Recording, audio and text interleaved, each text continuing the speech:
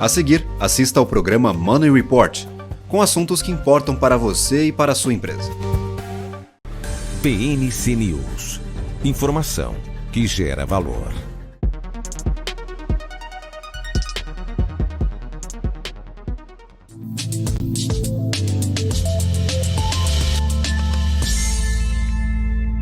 Olá, bem-vindos a mais uma edição de Money Report TV aqui na BMC News.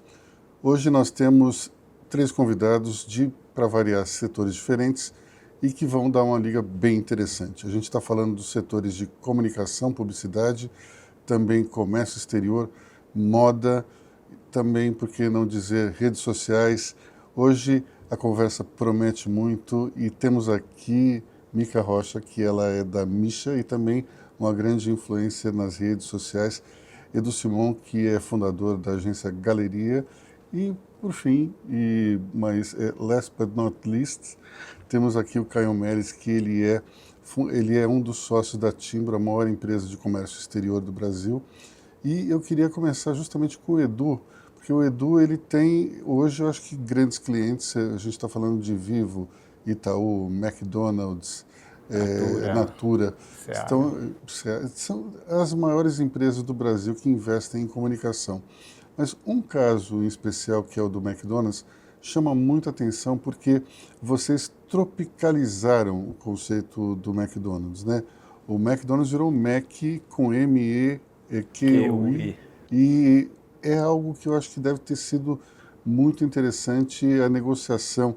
Alguns dias atrás a gente teve aqui o Rogério do Arcos Dourados, falamos um pouco sobre isso, mas eu queria saber o teu lado, como é que foi o processo de criação, como é que surgiu essa ideia e, principalmente, como é que foi negociar esse conceito com o pessoal do Arcos Dourados? Bom, primeiro, obrigado pelo convite. Eu vou responder já jogando um pouco a bola para o lado da Mica, porque a história foi toda construída justamente em redes sociais, né? A gente começou usando algumas ferramentas para entender a relação das pessoas com a marca McDonald's. E ali a gente foi coletando algumas verdades que a gente explorou na comunicação depois. Uma delas é que o McDonald's faz tanto parte da vida das pessoas que as pessoas já chamam a marca por um apelido, né? Então acho que é natural que, se eu me tornar íntimo do Caio, daqui a pouco eu vou inventar um apelido para ele, né? Mas primeiro eu tenho que me tornar muito íntimo dele. E naquele momento a marca estava sofrendo um pouco com a chegada do principal concorrente no Brasil, que por ser novidade estava obviamente causando um nível de experimentação bem alto. Então mostrar que a marca já era muito íntima do consumidor brasileiro foi um jeito inteligente de se fazer presente na vida das pessoas, né? Então a gente foi ali, começou a coletar ali algumas verdades, transformando em comunicação, mantendo esse tema vivo. Primeiro mudar o nome para Mac, a gente mudou na fachada de algumas lojas e deixou o assunto explodir em redes sociais. Depois a gente falou de fome de Mac, que tem dia que você acorda, que não adianta você pensar em feijoada, em bife acebolado, você quer comer McDonald's, eram coisas que as pessoas diziam de verdade.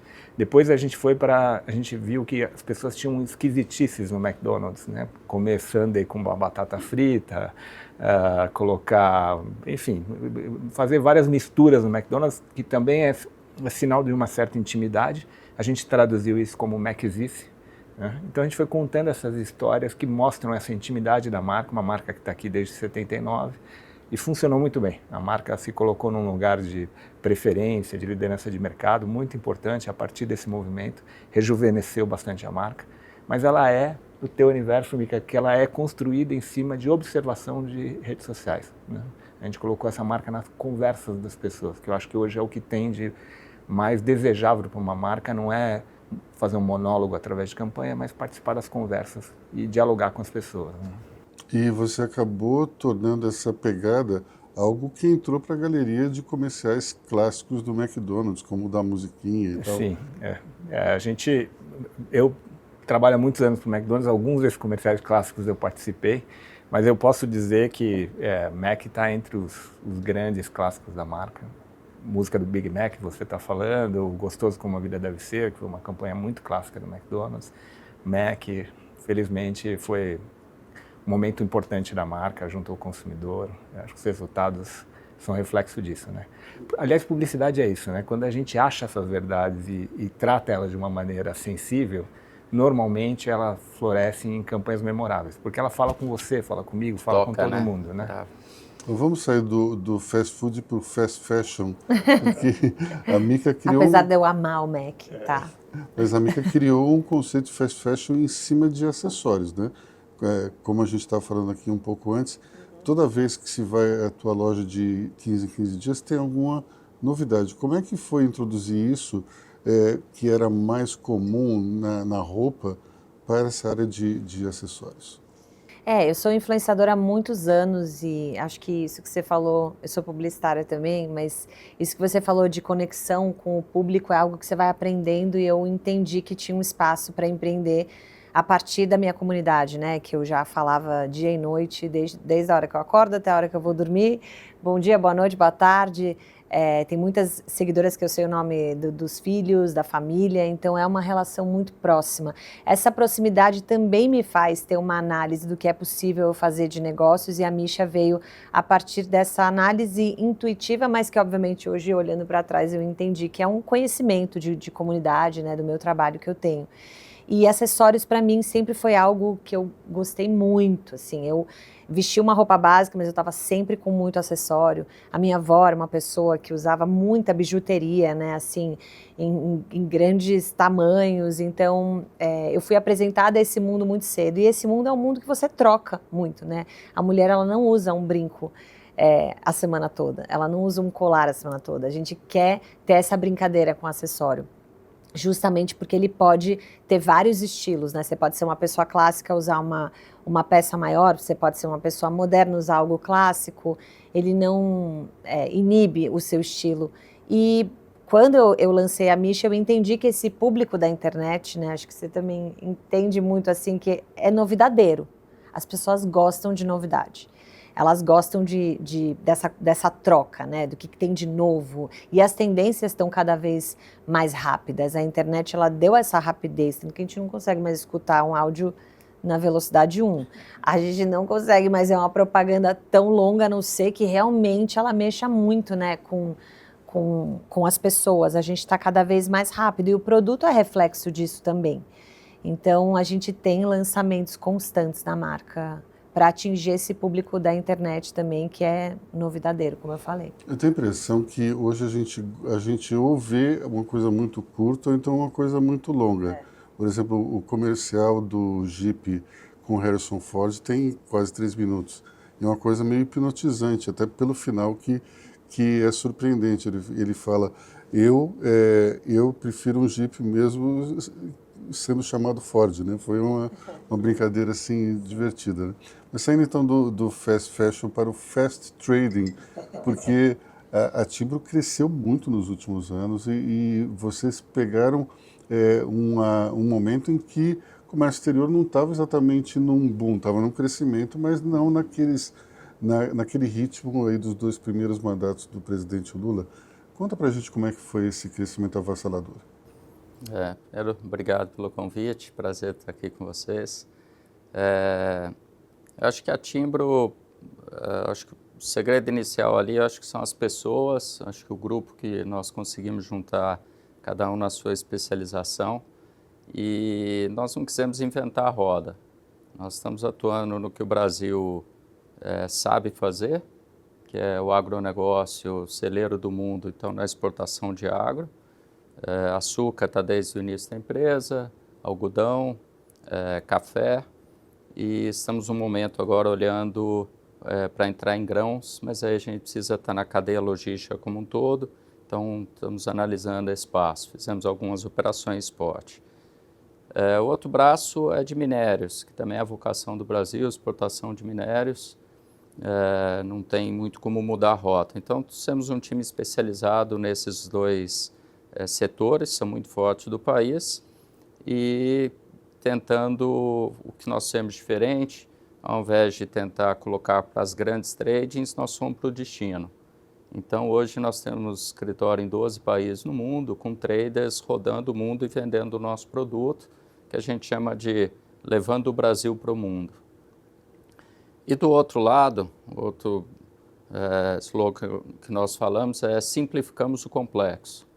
que é a burocracia do comércio exterior no Brasil, a barreira de importação, as taxas, a burocracia, nós operamos cuidando dessa gestão para grandes clientes. Então, desde eu não tenho conhecimento puro do produto e sim da cadeia. Então, vai desde aeronave executiva, equipamento pesado, bebidas, e atendendo a cadeia como um todo, como a Amazon, a maior empresa de logística do mundo. Aqui no Brasil, pela burocracia, ela usa Timbro para chegar no consumidor final.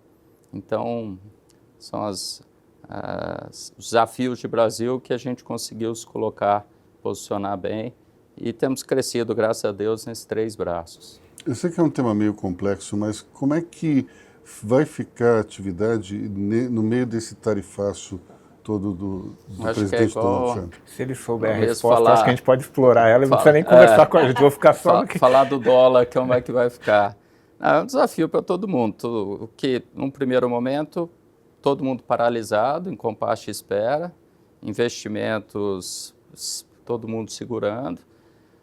Nós estamos no momento de iniciar uma planta de ensaque nos Estados Unidos de açúcar, mandar o açúcar para lá, ensacar em sacos de 50 quilos, que é o que o mercado americano compra, e distribuir. Então, estamos com o imóvel pronto em Houston, estrutura para dar o start, e agora tivemos que pôr o pé no freio um pouco para entender um pouco mais o momento. Mas acho que tem que dar tempo ao tempo. O lado positivo é que nós não temos contratos de longo prazo. Então, nós não entramos na especulação do produto, ou compro para fazer estoque. A gente atende sob demanda. Então, segurar um pouco, ser mais mineiro nesse momento e aguardar os próximos passos. Bom, você falou do caso do MEC, que foi uma mudança assim, de marca muito forte, mas você também tem no currículo a transformação da marca do Itaú. O Itaú, que quer dizer em Tupi-Guarani pedra preta, e o logotipo era preto e branco, justamente para fazer jus a essa origem do nome. Como é que foi vender para o pessoal do Itaú? Já tinha tido uma mudancinha, né? Já era azul e laranja, mas você mudou inclusive o formato do logo, criou novos conceitos. Como é que foi essa negociação? Bom, esse projeto especificamente faz parte dos 100 anos do Itaú, né? Eles contrataram uma agência de design inglesa, e a gente participou do processo porque tem que trazer isso para o Brasil. Então, para os ingleses, para a gente entender o Brasil já é complicado, imagina para os ingleses. Mas veio dentro de um momento super interessante de transformação do setor bancário, e a gente percebeu que todas as marcas do Itaú precisavam se transformar. Então a gente mudou a marca do Personalité, reposicionou ela, fizemos uma campanha com o Lewis Hamilton, mostrando que era um banco em movimento. Depois Uniclass, que tinha vindo do Unibanco, a gente achou um posicionamento para ele entre o laranja e o Personalité, né? Entre o Itaú tradicional e o Personalité. A gente reposicionou a marca, o negócio, campanha com o Stallone e o Marcos Mion, espetáculo de resultado.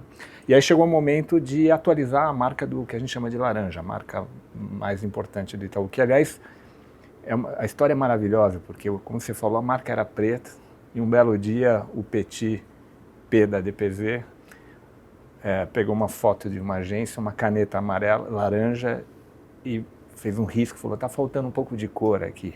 E eu acho isso fantástico, porque isso transformou o Itaú. Hoje, laranja é a grande cor do Itaú. Você reconhece qualquer filme do Itaú, no primeiro frame, no primeiro segundo, a gente sempre coloca o laranja muito presente.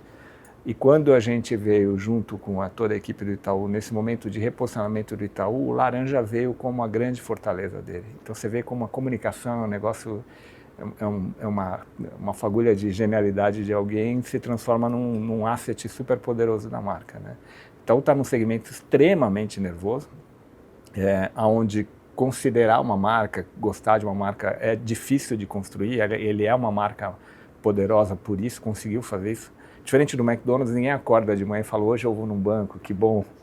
Né? McDonald's a gente ainda guarda num cantinho. Então a gente teve que trabalhar muito forte, todo o envolvimento emocional com a marca que estava completando 100 anos e reposicionar os produtos e depois trabalhar a marca foi a forma como a gente encontrou de fazer isso junto ao brasileiro. Né? Agora, como é que se aproveita, digamos, da imagem positiva que o Itaú já tinha dentro de um mercado que é bastante complicado em termos justamente de reclamações ou até de queixas? Como é que foi isso? Eu acho que muita pesquisa e muita compreensão do que está passando na cabeça das pessoas, né? A gente viveu, eu trabalho também para o Itaú há muito tempo, a gente foi acompanhando um pouco a cabeça do brasileiro mudando quando surgiram as fintechs, né? Ficou muito mais sedutor falar que você tinha sua conta no banco e seus investimentos numa fintech ou num banco de investimento.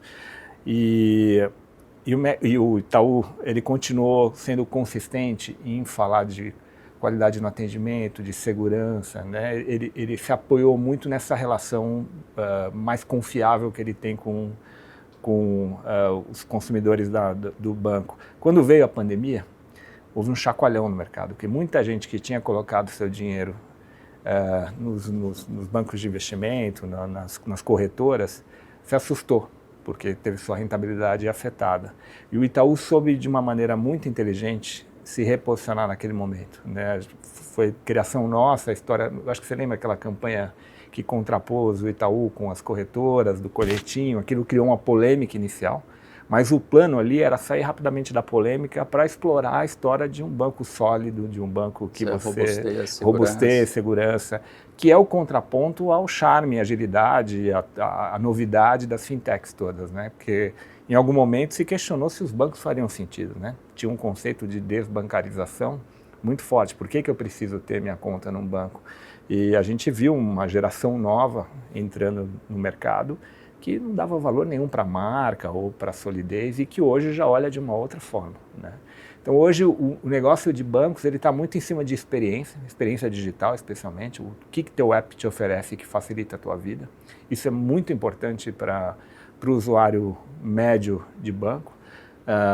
E nisso o Itaú está conseguindo rapidamente se colocar no jogo de uma forma inteligente, né? Eu acho que o Nubank fez um trabalho muito bom no começo, mas o Itaú, com a força que ele tem, hoje o app do Itaú tem recursos que são incríveis, que te ajudam no teu dia a dia. Como eu falei, o banco deveria ser algo sem fricção, que a gente nem percebe que precisou dele ao longo do dia, né? Quando isso não é verdade, aí a gente olha para a marca de uma outra forma menos agradável. A gente falava muito da transformação da marca do Itaú, então eu queria ir um pouquinho para a marca da Mica, que chama Misha. Tem alguma coisa a ver o seu nome com a marca? De onde veio essa ideia?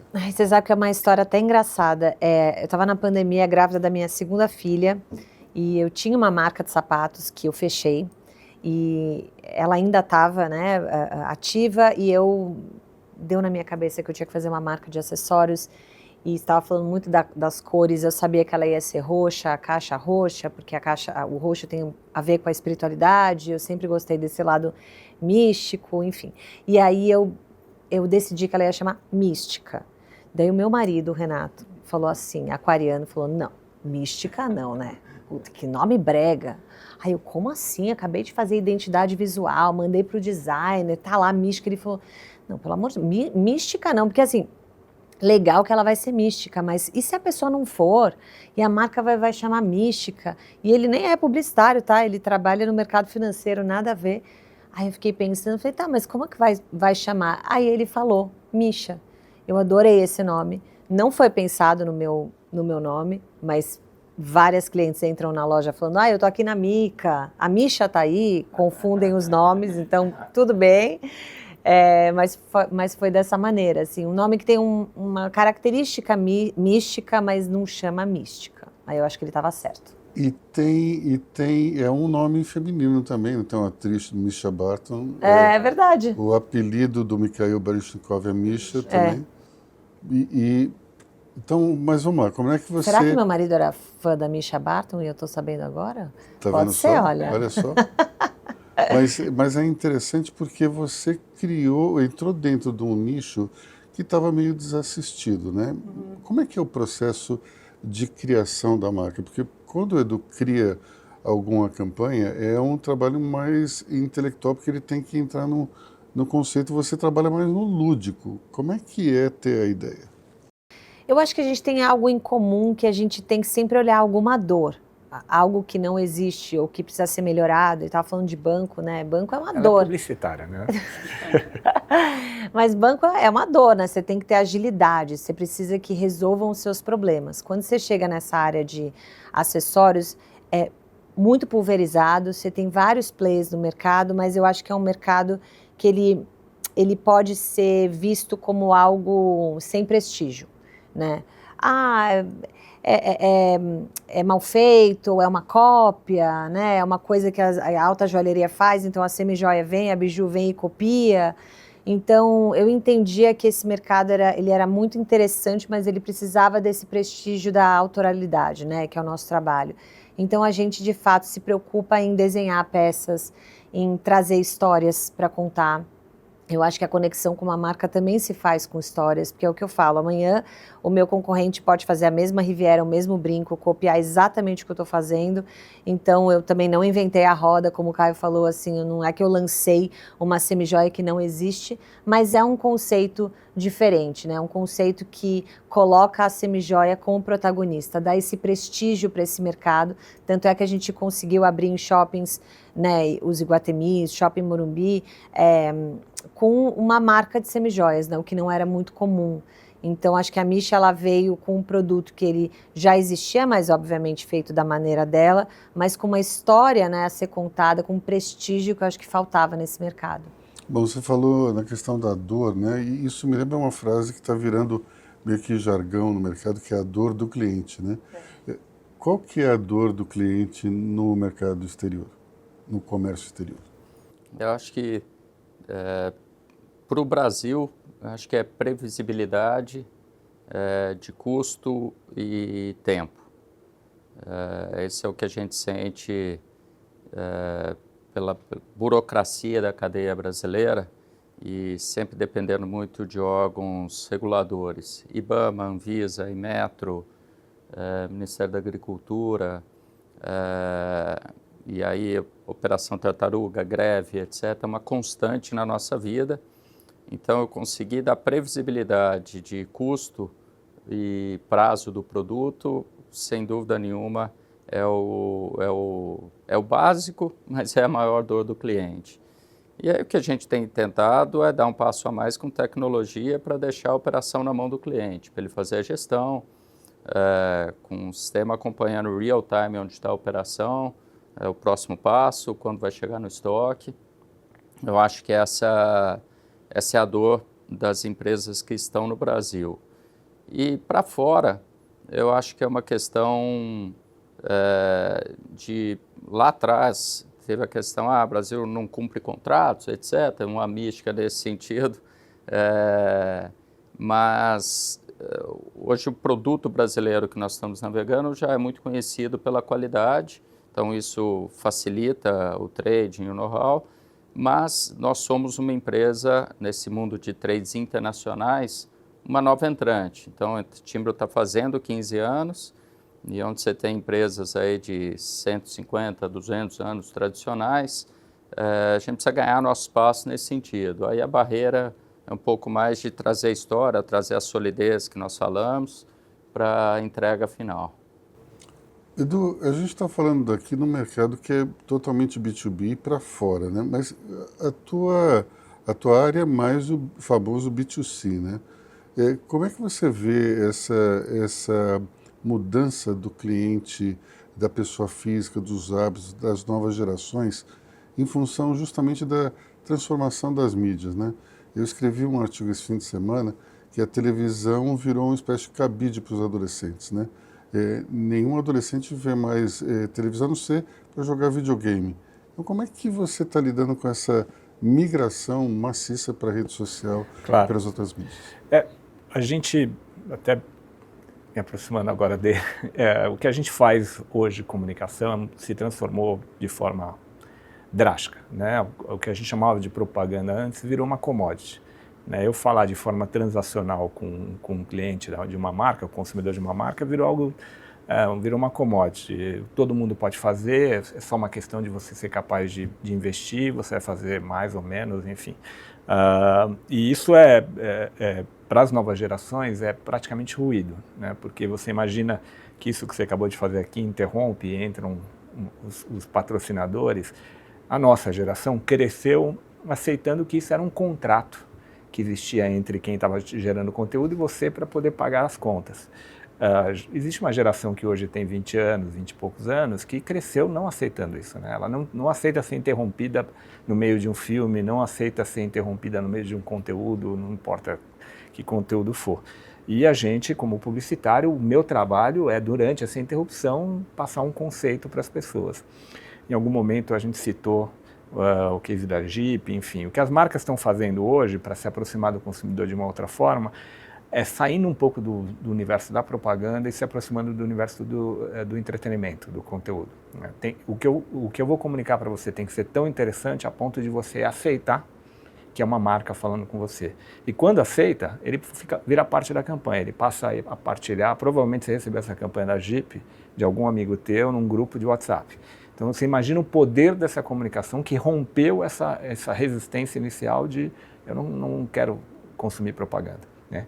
Então quando a gente olha para frente, a gente vai precisar cada vez mais de tecnologia, dados, para a gente estar na hora certa, com o argumento certo com as pessoas, e também ser muito mais criativo, e essa é a combinação do negócio hoje, para ser capaz de fazer algo que as pessoas realmente queiram consumir. Aí que entram os influenciadores, porque eles fazem isso num formato que você acha que não é comunicação, porque ele é um intermediário entre a marca e o consumidor da marca. Então parece que a Mika está falando de algo que ela compra, que ela consome, sobre a ética, provavelmente na ética de trabalho dela, ela só fala de marcas que ela consome, mas ela fala de um jeito absolutamente pessoal. E aí some a marca e vira uma experiência de consumo, né? Vira uma influência mesmo, né? Então as marcas estão se apoiando muito em como é que eu fujo dessa comunicação transacional. Eu tenho um produto, uma promoção, um preço, e você tem o dinheiro que eu quero. Então vamos transacionar isso, né? Isso eu acho que está ficando para trás cada vez mais, né? Que é um desafio. E agora você é um influenciador que tem uma marca. Como é que isso interfere no teu trabalho como gestora de uma marca e também como influenciadora? Eu acho que enriqueceu o meu trabalho como influenciadora, porque eu comecei a entender a dor da marca também, né? De como a gente muitas vezes sofre em encontrar um influenciador que tem esse feed que o Edu falou, né? Que tem essa verdade. Entender como a gente faz essa história ser... A pessoa pode usar a marca, mas muitas vezes inserida num contexto artificial não pega a pessoa, né? Então, como essa publicidade, ela está cada vez mais natural, até em termos de acordos de briefing, que é quando você recebe, né, o que a marca quer passar com essa publicidade que você quer fazer, o que você tem que falar, como isso tem que ser cada vez mais solto, não esquecendo, obviamente, né, do seu objetivo, mas é quase que costurar uma publicidade junto com o influenciador, né? Assim, não é mais uma posição que a marca fala, olha, Edu, por favor, faz aqui da caneca isso, eu quero que você fale isso. Ele vai falar, mas eu não falo assim. Não é desse jeito que o meu público me escuta. Então, é a gente entender que a marca ela tem uma característica, né, uma personalidade, mas ela precisa aceitar a criação dos influenciadores. Eu já fazia muito isso, né, no meu trabalho, mas como marca você começa a entender o contrário, né, que a marca ela tem uma história, mas os influenciadores contratados, eles também fazem parte dessa história, com a história deles, com o jeito deles contarem. E isso muda o tempo todo. Assim, antes uma publicidade funcionava de uma maneira, dali uma semana, né, o algoritmo, ele te diz outra coisa, e é uma loucura. É bem desafiador. E o TikTok ele deu uma balançada em tudo, porque o conceito do TikTok é muito explorar a capacidade criativa e não a capacidade de influência, né? Então o algoritmo ele te leva a consumir conteúdos de coisa que você não segue. E essa é a lógica por trás do TikTok. Eu acho que está por trás essa chegada do TikTok, essa mudança de influenciador para criador, para creators, como a gente chama, e as marcas estão entendendo isso, né? Que você precisa deixar a Mika falar do jeito dela, deixa ela criar. Então, o que a gente faz como profissional do meio é aproximar cada vez mais as marcas dos criadores, né? Deixar eles conversarem, deixar essa conversa acontecer, porque aí funciona melhor. A gente vê isso muito em emissora de rádio, até em programa de televisão. O apresentador está falando de um jeito, de repente vai entrar a hora do chamado merchan, ele pega uma ficha e até a voz dele muda para fazer eu a brinco narração. que é o cara fazendo um programa lá, falando de um assassinato, ele falou, mas vamos falar de coisa boa. É realmente uma coisa esquisita, né? Mas enfim, a gente tem aqui nesse mundo, eu acho que uma mudança muito grande, que é justamente a ligação cada vez mais forte entre uma coisa e outra, né? Não tem mais aquele momento do intervalo. Agora vamos para uma outra linguagem. Não, acho que as linguagens estão meio que se amalgamando e as marcas têm que se adaptar também, né? Eu lembro de uma entrevista coletiva quando os Beatles chegaram nos Estados Unidos, aí perguntaram qual é o segredo do seu sucesso. E o John Lennon falou, eu não sei. Se eu soubesse, eu contratava 4 caras e botava eles para tocar. Então, mas nesse mundo novo, você tem que entender um pouco as razões do teu sucesso e também de como você está crescendo. Senão, o algoritmo acaba te ditando o caminho, né? Eu acho que a conexão, assim, é de fato, pelo menos o que me move como empresária, me move como influenciadora. Se eu não estiver conectada a uma autenticidade, né, a uma verdade que eu estou fazendo, eu mesma não consigo imprimir para as pessoas que estão me assistindo. Então, eu vivo nessa autenticidade mesmo, né, de não ter medo de testar, de não ter medo de dizer, muitas vezes, como eu penso, claro, tomando todos os cuidados que a gente tem que tomar, mas entendendo que o público hoje, ele quer conexão, ele não quer saber se você é super famoso, que novela que você fez, como você é, né, acho que só para grandes celebridades, assim, que tem uma coisa ainda meio encantada, mas para influenciador, o que faz você ser relevante é a sua conexão. Você já recusou algum cliente? Nossa, muitos. Grandes contratos, grandes, inclusive uma semana passada, bem grande. E aí justamente porque não se adequava a você não acreditava na proposta, qual a razão? Uma proposta que eu não quero falar, né, então um assunto que eu acho que não faz parte da minha influência, então eu já ia fazer de uma maneira constrangida ali, entendendo que aquilo não é muito a minha praia. E é difícil, porque são grandes contratos, é uma coragem de você falar não, né, para uma propaganda que te coloca aí no Brasil todo, algo grande, né, que você estamparia muitos lugares, então, de certa forma, seria bom, né, para a sua influência, para a sua imagem, mas você tem que pensar a longo prazo, eu não posso ser irresponsável, assim, então, assim, recusar trabalho é bem constante. Bom, esse mercado do B2C, eu acho que está muito fácil de encontrar muita gente, muito cliente, consumidor dentro da plataforma das redes sociais. Agora, no mercado B2B, onde é que você vai encontrar os clientes, já que não tem exatamente um algoritmo para isso? Vou precisar dar uma aula, o Edu, se ele me ajuda, que você tem dicas aí para eu vir do B2C para o B2B, mas a única área que a gente chega próximo do B2C é na importação de aeronaves, que aí você fala com... É um produto que o dono quer sentar, quer conversar, que a gente pode ter algum... mas isso é uma parte muito restrita do nosso negócio. Então, é difícil. Nós não temos um canal de comunicação, etc. Acabamos de fazer um primeiro vídeo institucional que eu dividi com a Cristina um pouco antes, depois vou pedir a opinião do Edu ali, vou escutar umas críticas e sugestões, mas eu acho que ali é quase que um boca a boca no nosso caso, serviço prestado, continuidade do trabalho, atender com qualidade, grandes clientes fora, sua carteira de clientes, eu acho que vai abrindo esse relacionamento. Nós estamos, o sócio está essa semana na Suíça, num roadshow com os bancos, porque nós somos ali uma mistura de banco com logística. A gente precisa de financiar a maioria das nossas operações, tendo os bancos como parceiro, e entregar o produto no tempo certo.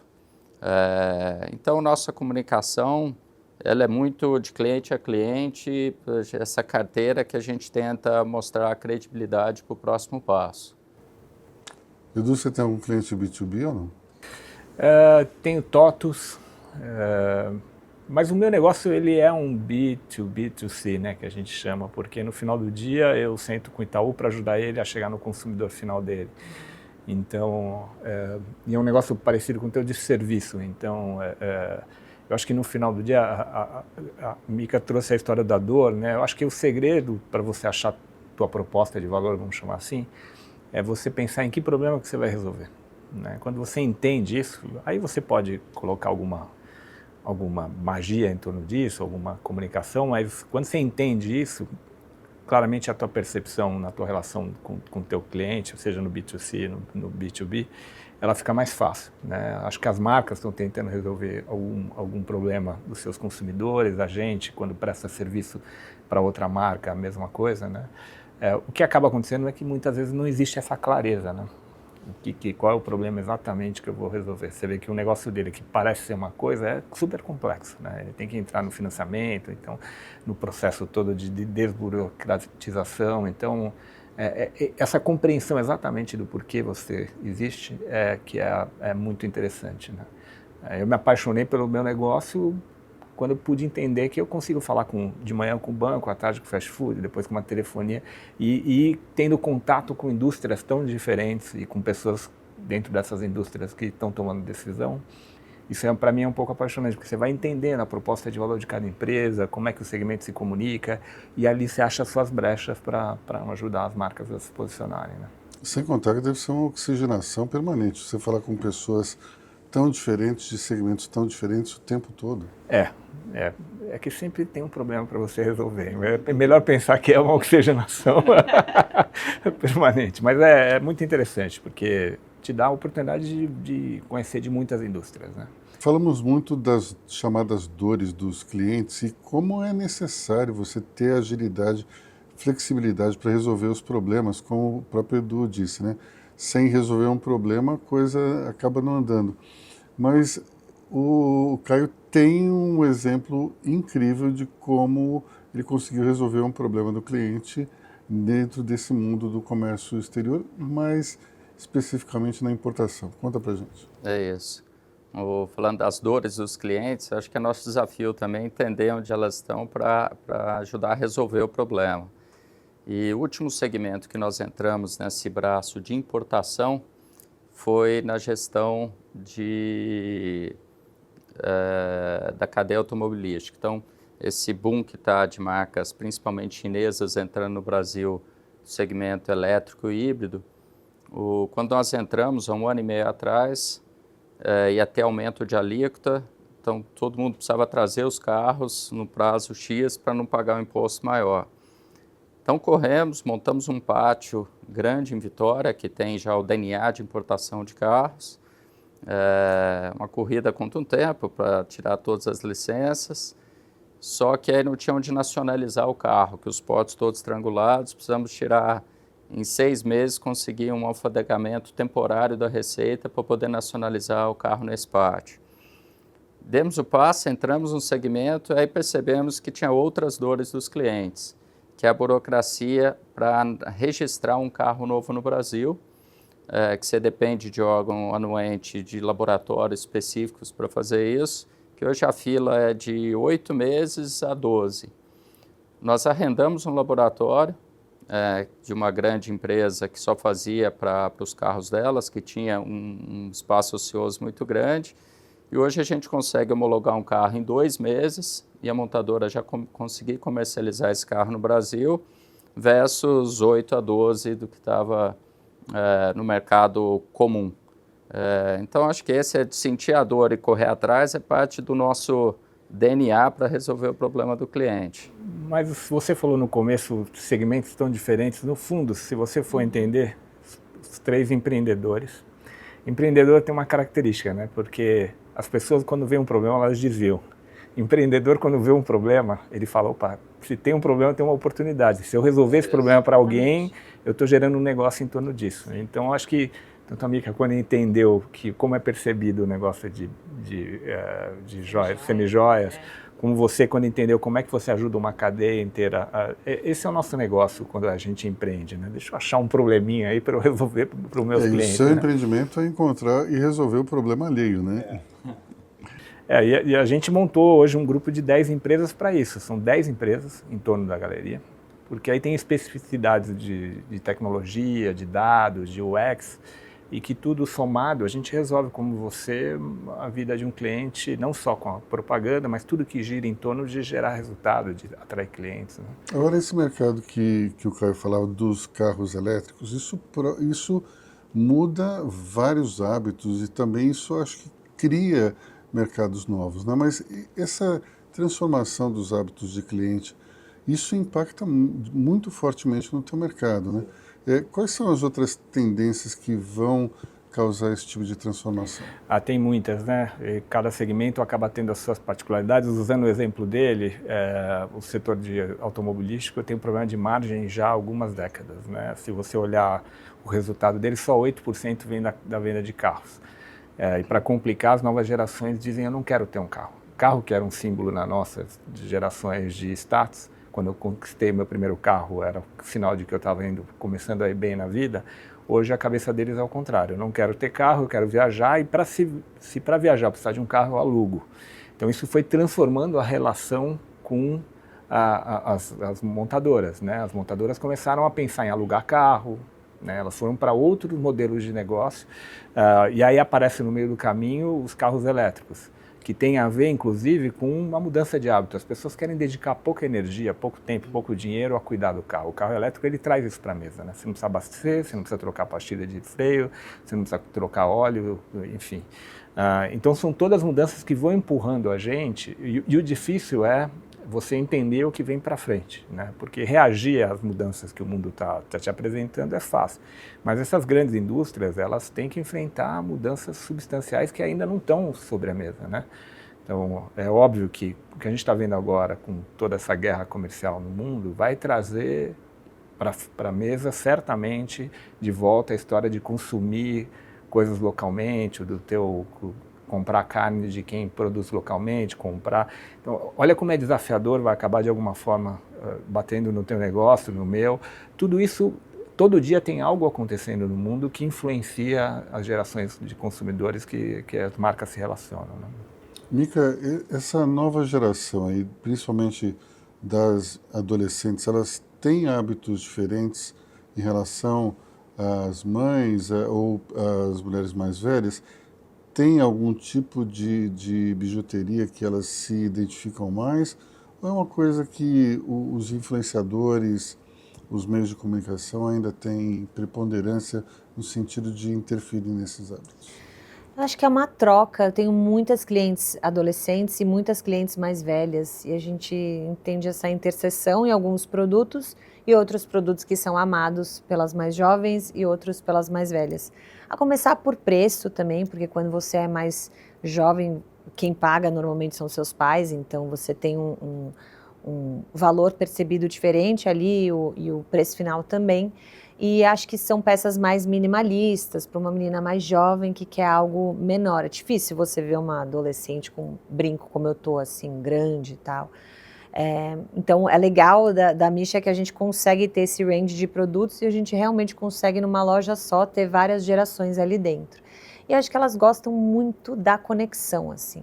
Elas querem saber o que elas estão consumindo, quem está por trás da marca, quem trabalha na marca. Não só quem fundou a marca, mas quem é do marketing, quem faz o produto. Quanto mais você mostra isso, tem essa transparência para o seu consumidor, mais ele entende de onde isso está vindo. Acho que vem muito de encontro com isso, né, do produtor local.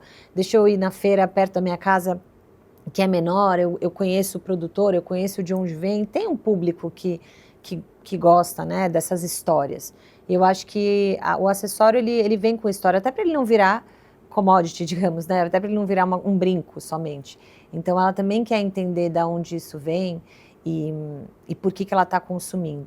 Então, acho que é a gente ser uma empresa mais transparente, cada vez mais. Eu acredito que todas as empresas que estão olhando para isso estão nesse caminho, né, da transparência, da autenticidade. O que determina, por exemplo, que o teu produto vai ser mais de curvas ou mais reto? É tendência daquele ano? Como é que é isso? A gente tem alguns birôs de moda que a gente segue, né, como um WGSN, por exemplo, que nos dá tendências do mundo, que não é só de moda, mas de comportamento, de gerações. Então, e eu viajo bastante para fazer pesquisa, eu adoro.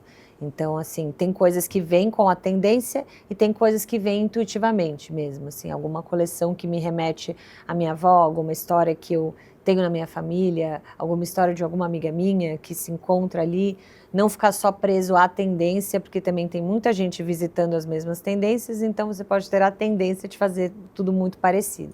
Então, acho que é uma mistura entre a sua intuição com tendência mesmo. E as referências do passado são mais dentro do teu universo ou tem alguns ícones que você resgata do cinema, da arte? Como é que é?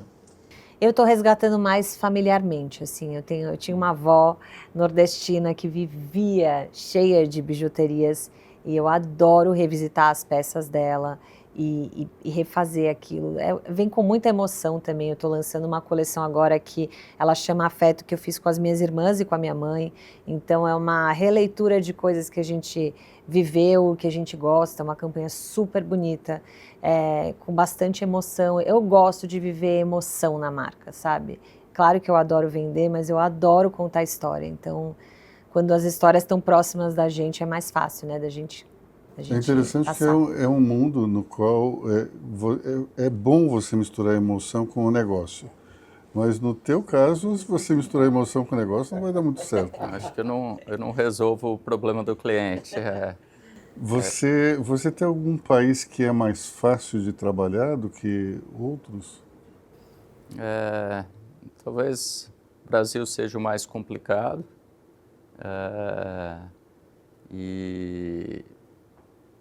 Mas a gente atua muito. Ásia é o principal destino nosso. China é o principal parceiro. Mas nós atuamos muito, por exemplo, África. A África é um grande destino nosso de açúcar, por exemplo. E aí você tem alguns desafios de, eventualmente, uma guerra civil em um país próximo, etc., que a gente tem que administrar. Nós tínhamos operação, por exemplo, de ferro-gusa, com a guerra Ucrânia e Rússia. A Ucrânia é um grande exportador de ferro-gusa, jogou o preço para baixo, não fez mais sentido vender gusa do Brasil. Então a gente tem que ir administrando os conflitos mundiais, que hoje em dia está cada vez mais exacerbado, mas você tem hoje, Iraque, Irã querendo comprar, você tem problemas de sanções, mas precisam comprar alimento que vem do Brasil, então desafios, posso fazer, não posso fazer, traz os bancos para a mesa, discuta, eu posso atender, não, quais risco de sanção, não, alimento você pode. Então é um quebra-cabeça que a gente tem que ter muita cautela, discutir, mas não dá para misturar emoção realmente. A gente tem hoje aqui no Brasil uma discussão meio que ideológica, polarizada, no qual a gente fala muito sobre direita e esquerda, e também tem um debate em relação à privatização dos serviços, né? E acho que você tem um caso incrível nas mãos, que é o da Vivo. A Vivo mostrou, acho que para todo mundo, que a privatização é a melhor solução para qualquer tipo de serviço estatal prestado pelo Estado. Quando passa para a mão da iniciativa privada, é outra coisa, né? E agora que você já tem aí como cliente uma empresa que está privatizada há tanto tempo, que propõe grandes inovações, como é que é entrar no próximo passo? Porque a partir de agora a gente já percebeu que esse é o caminho, mas não tem mais aquela coisa de empresa espelho, o mundo está diferente. Como é que você está vendo o futuro da telecomunicação? Então, no setor de telecomunicação, mas em qualquer setor, a empresa tem fases, né? Então, se você lembrar lá na privatização, no primeiro momento teve um choque, porque de repente você tinha a Telefônica herdando, né, um passivo enorme de tecnologia, de infraestrutura. Ela sofreu muito no começo. E a Vivo foi criada como uma marca justamente para fazer a virada e criar uma percepção de tecnologia, de uma marca próxima, uma marca brasileira. A Telefônica carregava um pouco a história por ser espanhola, de distanciamento, né? Parecido com o que a gente vê agora, o que está acontecendo no setor elétrico, ou vai provavelmente acontecer no setor de saneamento, de água. Esse primeiro momento é complexo. Passado isso, o negócio se acomoda, no caso da Vivo, você pode imaginar o tamanho do investimento que eles tiveram no Brasil para fazer as sucessivas transformações tecnológicas que o segmento teve, 3G, 4G, 5G, fibra. E eles chegaram num momento que eles começam a perceber que, primeiro, quase todo mundo que a gente conhece tem 1 ou 2 celulares. Então, assim, você tem pouco cliente para ir buscar. Você vai ficar fazendo troca de cliente de uma operadora para outra, essa é uma troca cara, você tem que oferecer vantagens de pacotes e tudo mais. Então eles começaram a entender que o negócio era oferecer serviços agregados. Então a Vivo começou a vender, hoje você pode assinar a Netflix pela Vivo, todos os teus parceiros de comunicação, ele facilita, ele faz uma gestão das tuas assinaturas, tem app de yoga, tem educação. Eles começaram a entender que, dado que eu tenho uma base de mais de 100 milhões de consumidores comigo, como é que eu consigo entrar na vida dessa pessoa, fazer o que a gente chama de lifetime value, né? Quanto mais transações eu consigo ajudar esse consumidor a fazer comigo, já que ele todo mês recebe uma conta minha, ele confia na minha marca. Então a marca está indo para segmentos muito diferentes, né? Acessórios para celular, ela é uma das grandes vendedoras de aparelhos de celular no Brasil. Agora ela pensa em casa inteligente. O que mais que eu posso oferecer para a tua casa que te ajuda a estar conectado? Sempre facilitando essa jornada de conexão que as pessoas têm com esse segmento. Então a Vivo está muito olhando para isso, porque está se esgotando, vamos dizer assim, o estoque de clientes que ela pode ter, né? Tudo bem, entra uma geração nova de consumidor, mas normalmente já vem com a marca da família, que é a família fina. Então agora como é que eu expando a minha área de atuação para, em cima dessa base de consumidores que eu já tenho, que confiem em mim, consiga fazer mais transações. Falando em esgotando, o nosso tempo já se esgotou. E eu vou, infelizmente, ter que encerrar o programa. Então, muito obrigado, Mica. Muito obrigada. Obrigado, Caio. sempre um prazer. Obrigado. A gente acho que tem uma conversa bem interessante, trocamos figurinhas aqui, mas, infelizmente, chegou ao final. Na quinta-feira, a gente está de volta aqui na BMC News.